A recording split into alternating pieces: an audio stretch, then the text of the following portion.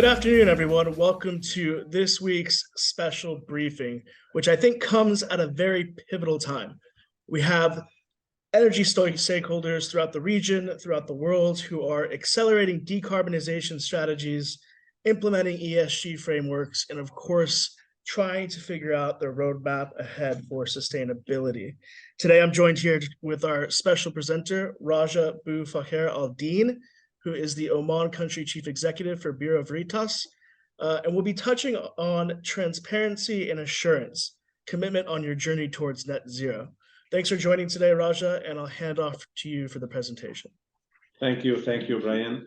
It gives me all the pleasure to be present today to share this our perspective on this very important topic that is very much aligned with the major energy transition drive in our industry at the global level. So before I deep dive on the technical, allow me to give a few words about Bureau Veritas, where I'm coming from. So we are a global company. We are a business-to-business society company. We serve our trust makers, our employees, we serve our clients, and are inspired by the society in order to make us well positioned as a company, business-to-business society that contributes positively in transforming the world we live in. We have a huge level of expertise and technical knowledge globally available, and we support our clients in managing quality, safety, health, and sustainability risks, which at the end of the day will benefit the society as a whole. We are decided and we are committing ourselves to a mission of shaping a world of trust by ensuring responsible progress.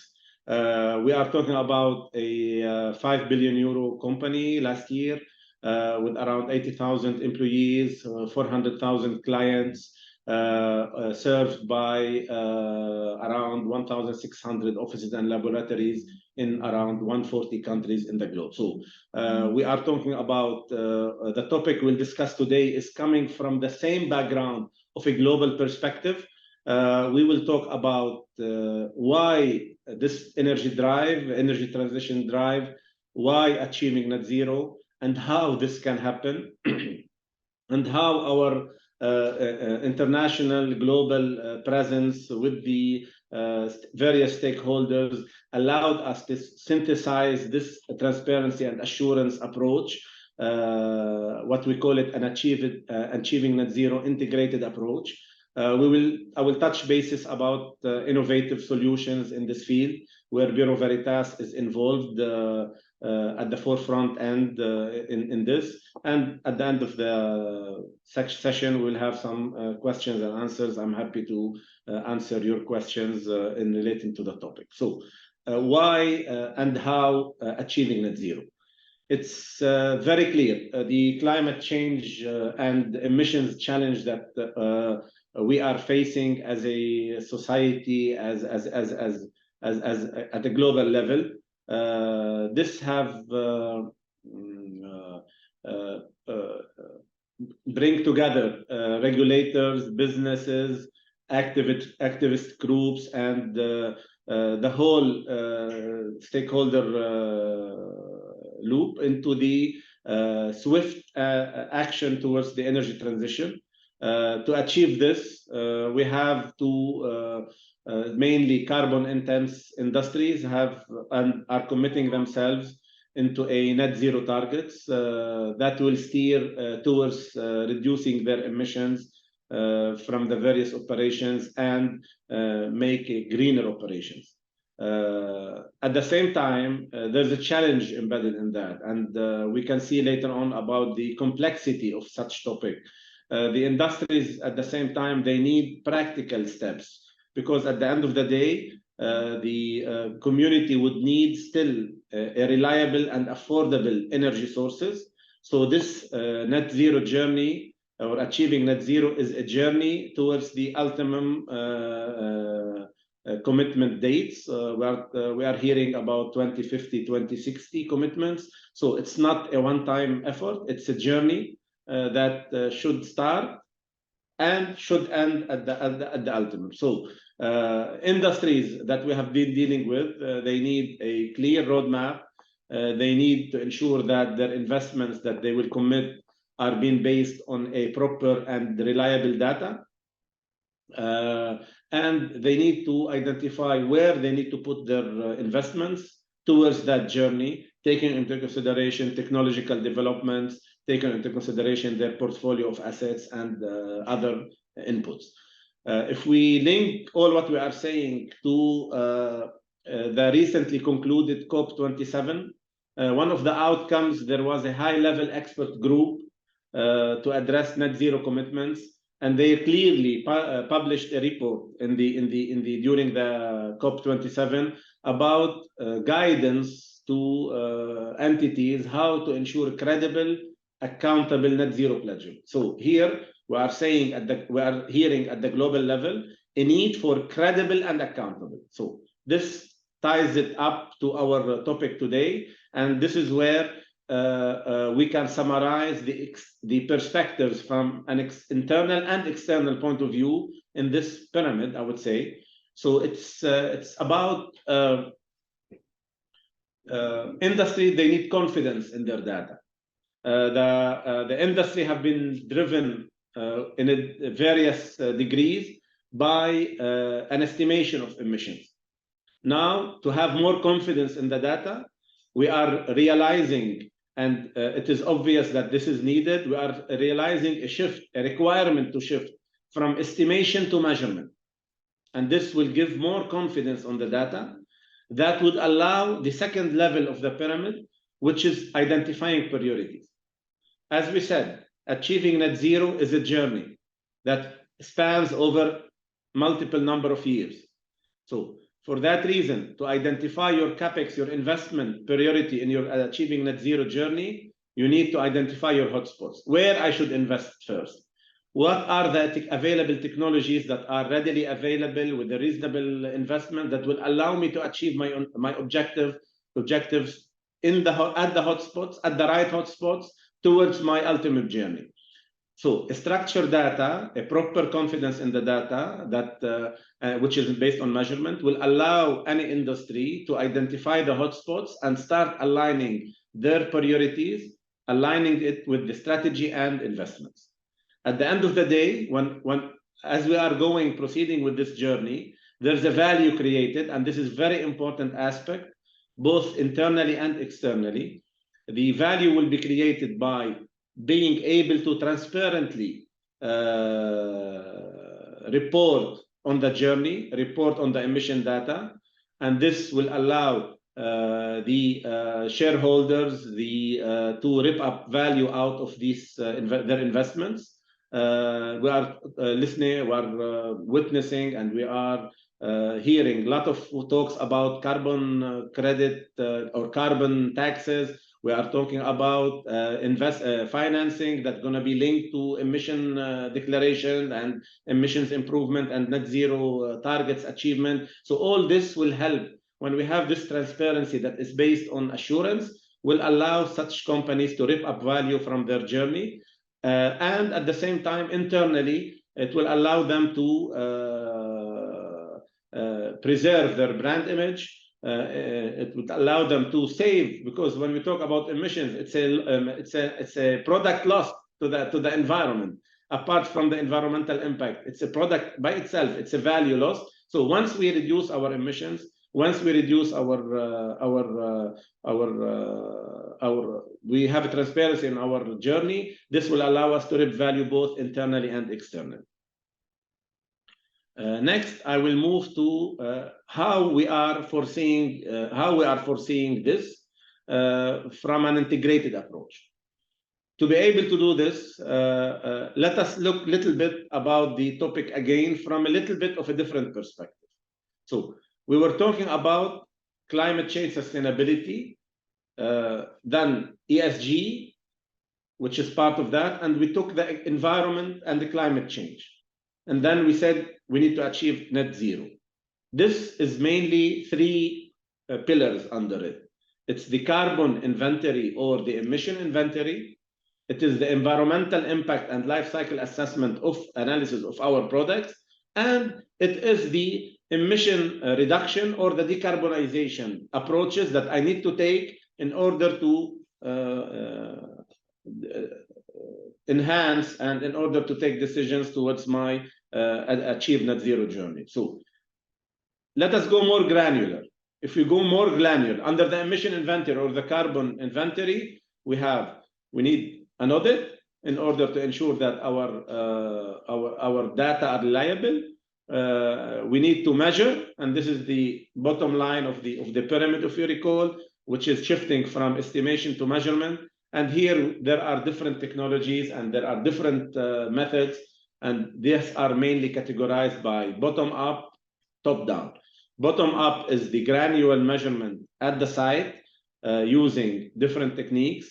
But top down is another approach that's been instated by the OGMP framework to OGMP2, which talks about identifying hotspots from a top-down approach and then go to granular to measurement. So this integrated approach, coupled with the pyramid of expectation based on our discussions and interactions and our strong presence in the emission measurement field, allows us to put up or recommend to our clients a 5-step integrated digital solution for achieving net zero. It's very, you can see in this infograph, it's a continuous improvement, performance improvement cycle, whereby we are asking our clients that first you have to measure at granular level in order to identify hotspots. Once you measure, you will start linking your strategy to the reliable data and taking the proper investment decisions. So this will allow you to develop a roadmap to align the investment with strategy.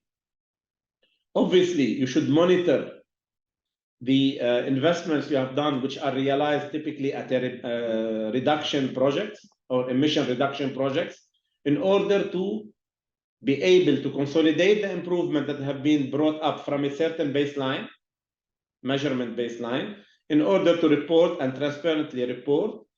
Sometimes you need to offset hard to eliminate emissions, which means you need to mitigate your portfolio. And ultimately, you have a full communication platform that will allow you to communicate internally, externally to all stakeholders with confidence, with assurance about the progress of your journey that is based on reliable and independent data. So in our opinion, once such cycle is being developed in any industry or any company, it will allow them to be able to drive the process in a continuous performance improvement, aligning the technologies, availability, funding availability to their actual case. And this is how the improvement will continue towards the ultimate objective, which is achieving net zero at we are talking about 250 to 60. So that approach should cover all the scopes. We know that emissions are categorized as scope 1, scope 2, scope 3. So this continuous improvement cycle should include all the 3.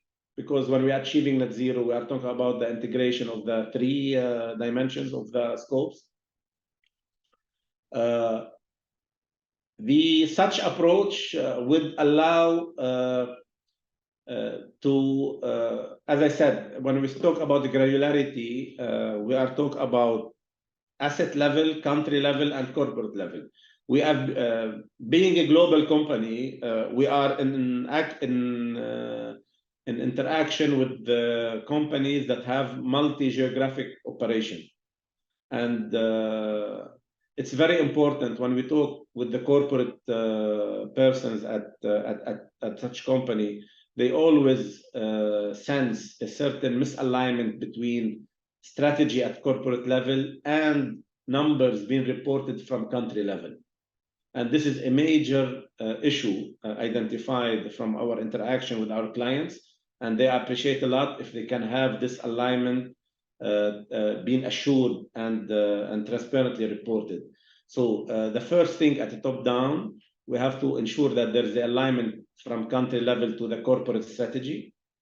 At the country level, we have to make sure that the assets are in compliance with the local regulations, because even when we are talking achieving net zero, there is no one stick yard across all the geographies that assure the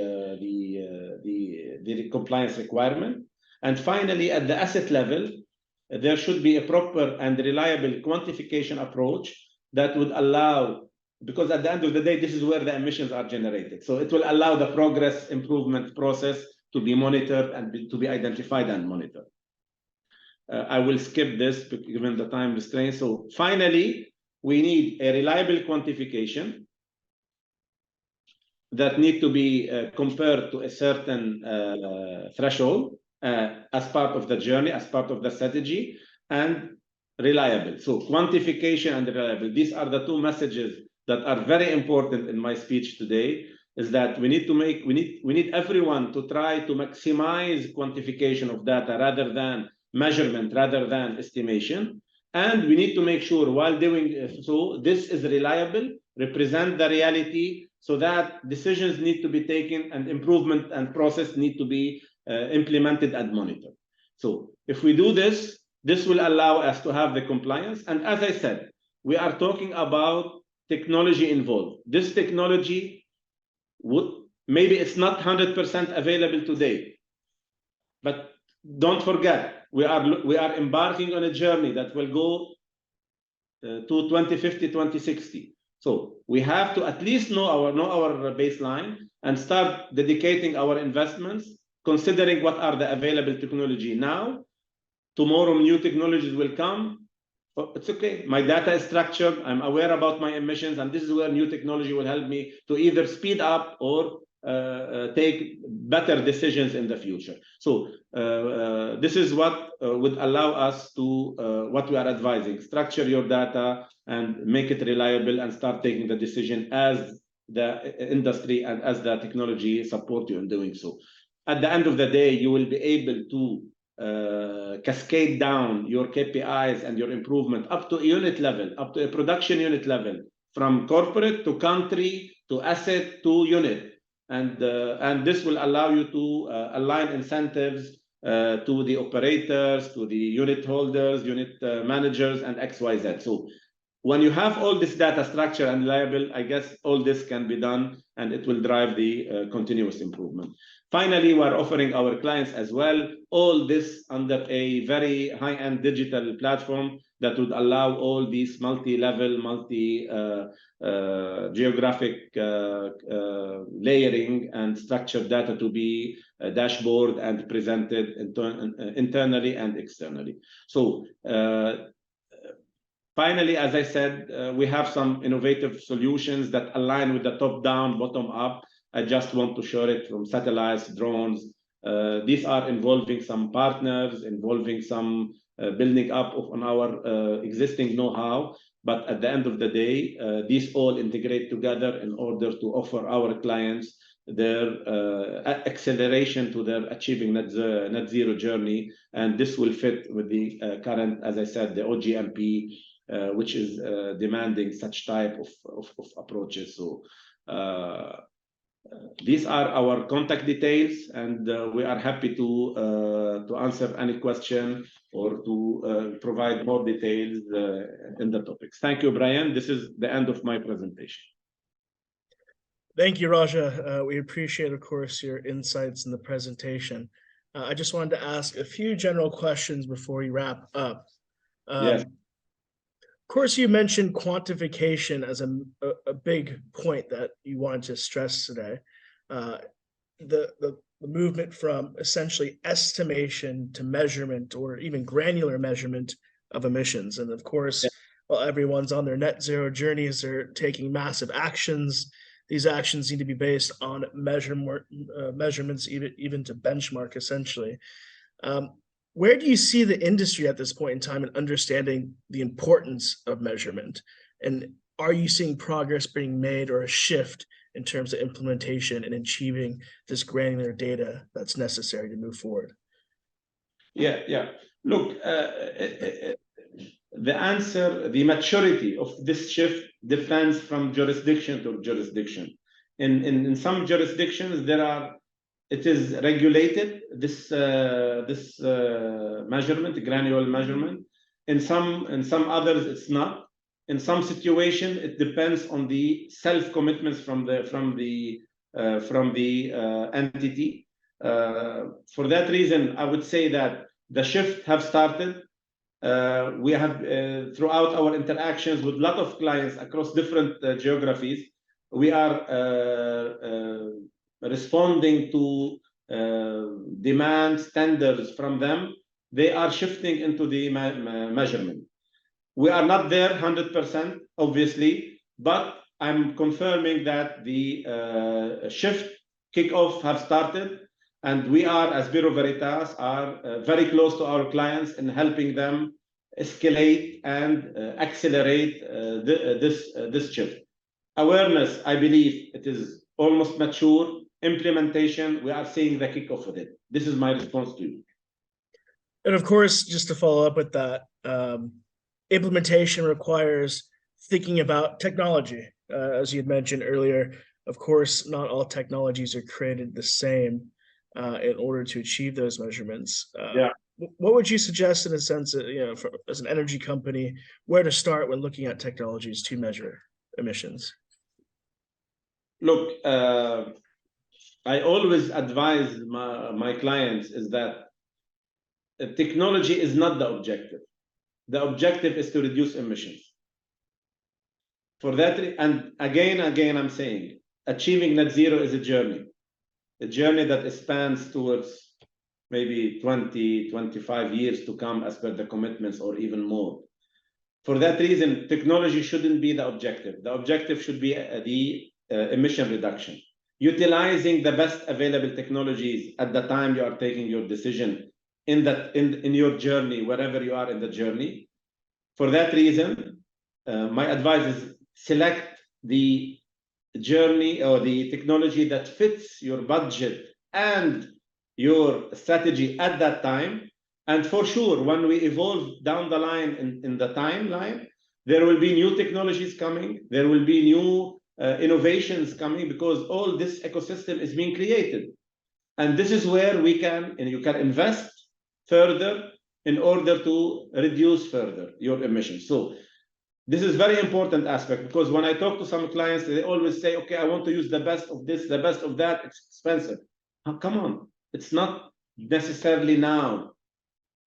And understand your baseline, understand your portfolio, understand your emissions from where they are coming, and start adapting your investment strategy, taking into consideration what are the technologies available now and what could be available later at a cheaper price to allow you achieve your ultimate objective in 2050, 2060. So the advice is, technology is not the objective. The objective is emission reduction. So be wise while you are selecting your technologies. And then finally, I think the big point that ties all of this together, and of course, it will accelerate achieving net zero, which is generally the overall topic that we're discussing, is transparency. But essentially, the buy-in to transparency internally and externally, and looking at it as a unique selling point, essentially. Are you seeing that culture in terms of a buy-in for transparency develop within the energy sector? Are you still seeing some friction in that space? What would be your thoughts on the value of it and the reasoning to accelerate that cultural shift in mindset? It's a very nice question, Brian, honestly. Look, it's not an option anymore, in my opinion. We are very close to have carbon taxes. We are, especially in Europe, we are already a lot of bankers are linking any finance options to emission and ESG and so on and so forth. So in my opinion, it's not an option anymore. It's a must. given the importance to the society, given the importance internally for any company to have access to subsidized or enough funding for their development, for their growth, given the requirement internally to protect brand names and protect reputations. I don't think we are talking about any optional space here. It's a must. Like any other shift, the maturity might differ from jurisdiction to company, but it is not an option anymore. The cultural shift, or I'd say the shift towards transparency in the emission reporting is a must. It started. We are seeing big names engaging companies like Bureau Veritas to have this transparency assured. And the journey have started, in my opinion. It will grow as we go because it's not an option anymore. So it's not an option anymore, it's a must. Yes. If you don't start shifting, you risk being left behind in the opportunities that are ahead of us. Well, thank you very much, Raja. Unfortunately, we have to wrap up there due to time. Thank you so much, Brian. We appreciate, again, you sharing your insights. For all those who are listening to this, feel free to follow Raja on social media. And of course, Bureau Veritas, and then Gulf Intelligence as well, where we'll be publishing this. But thanks again for your time. I appreciate it. And I look forward to catching up again soon. Thank you, Brian, and Gulf Intelligence team. It was an amazing opportunity to interact. You are at the forefront of advocating the industry and supporting the best for the industry and for the society. Thank you so much, guys.